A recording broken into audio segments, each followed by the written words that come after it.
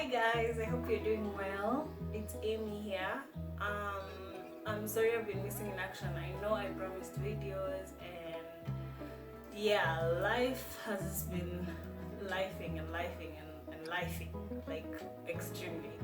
So I'm glad to be back, to be able to shoot, to be able to at least come up with like ideas that I think would be, you know, worth sharing and topics that I think would be interesting to talk about, you know.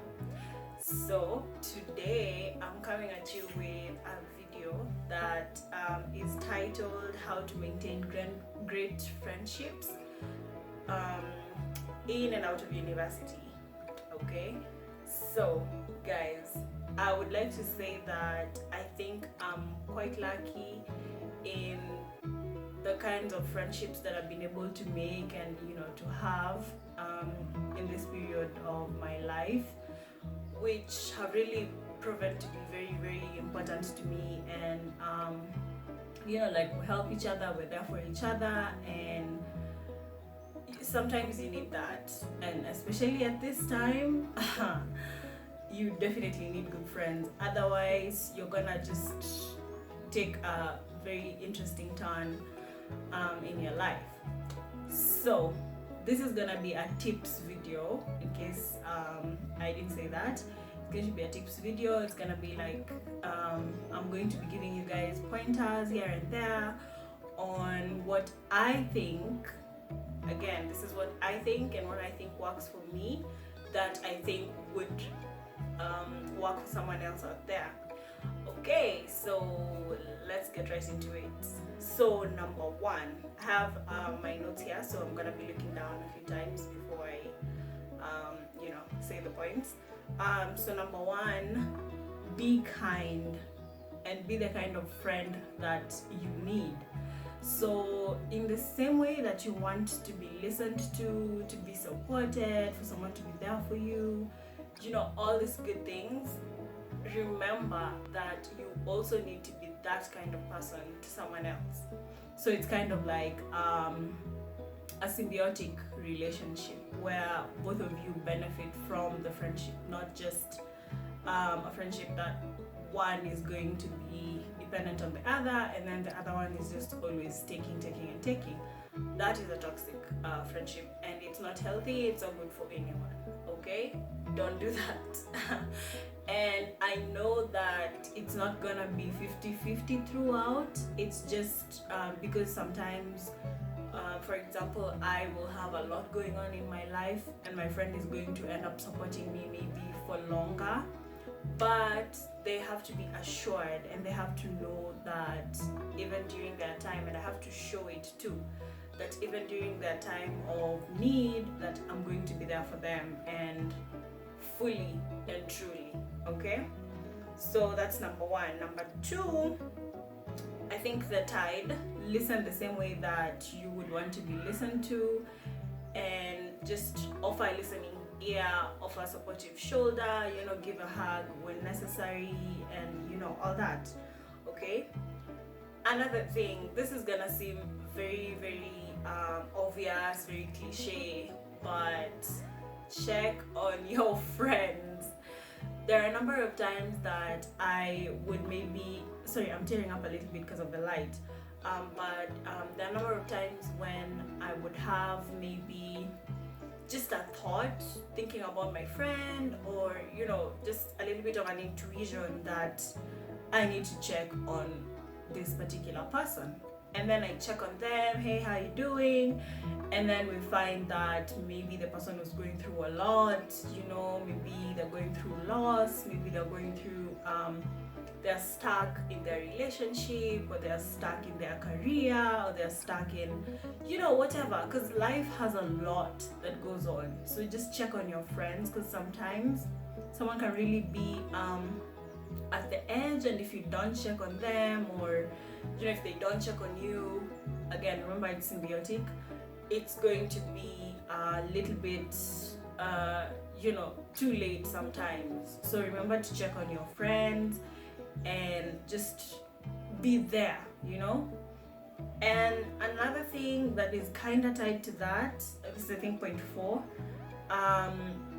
remember like to listen to your intuition. I think once it gets to a point where you're really really close with someone, then to some extent you might start feeling like, you know, like having an intuition about someone.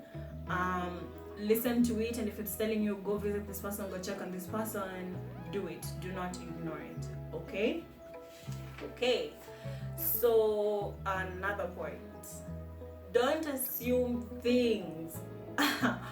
Oh my god, this is a mistake I've made before, and I will tell you that it's going to be detrimental in any friendship. So do not assume anything.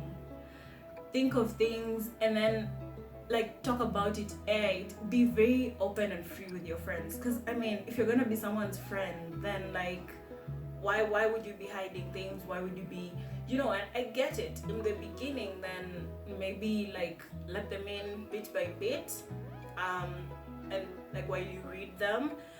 But once you guys are friends, like feel free, and you should be able to have these tough conversations, these tricky conversations. And then also remember to set boundaries. That is very very important. Things that you're not okay with and things they're not okay with, like don't cross those lines, because that's how you lose friendship. And I think with friendship comes a lot of respect. So if someone doesn't respect you, or think about you as like they don't regard you highly, then this person is not even worthy of being your friend. Because if your friend is going to you know, like look down on you or disregard you, or you know, like all these kinds of things, then just move on from that friendship. It's most probably not good for you. But if you can, before moving on, talk about it, express your feelings, allow them to express their feelings, and understand each other. Another thing about friendships is try to, why do I have the sniffles like randomly? But try to understand each other, because again, we all come from different backgrounds, we all come from different families, we have different kinds of upbringing, we're going through different things. So always remember to understand every single bit of your friends that you can understand, and also allow them to be able to understand you. That way you guys can like meet each other in the middle. You guys can have like a good understanding of friendship. For example, you can have a friend who is maybe an introvert, yeah, and your friend is not very comfortable meeting, you know, new people every other time, but then you're very social, you always have people around you, you know, whatever. And this friend just like, they're willing to be your friend, and they're okay, and they're supportive, and they're okay with meeting some people sometimes.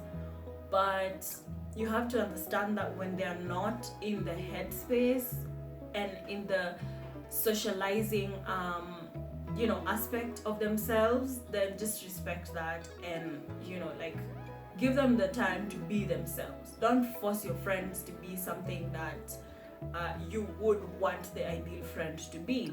Okay, I honestly don't believe in trying to get someone and then changing them into someone that you feel is right for you, because that is very selfish. I think it's good to appreciate people for what they are, and then slowly grow each other, you know. I'm not saying anyone is perfect here. I'm not saying anyone like is fully okay the way they are. No, we all have things we need to work on, and that's okay. All right. Another thing that I would like to add is, please be self-aware. Really learn how to understand yourself first, and what you go through, and where your headspace is at, and what you struggle with, and you know, so that you're also able to talk about these things when you need to talk about them. Because I'll tell you this, talking sometimes really does help. Okay, so be very self-aware, so that when someone is even trying to be your friend, you know what aspects of, you know, yourself that you're willing to show. Okay. Another thing is hang out with your friends. I've been very bad at this for a while. I need to work on this myself. But guys, please hang out with your friends when you can, because that's also how you get to learn each other. That's how you grow the friendship. That's how you get to know, okay, this person is, you know, this kind of way, and this is what they do, this is what they have going on in their lives, yada yada yada yada. Okay. Another thing is be on board with your friends' individual likes and, you know, dislikes. This is what I mean.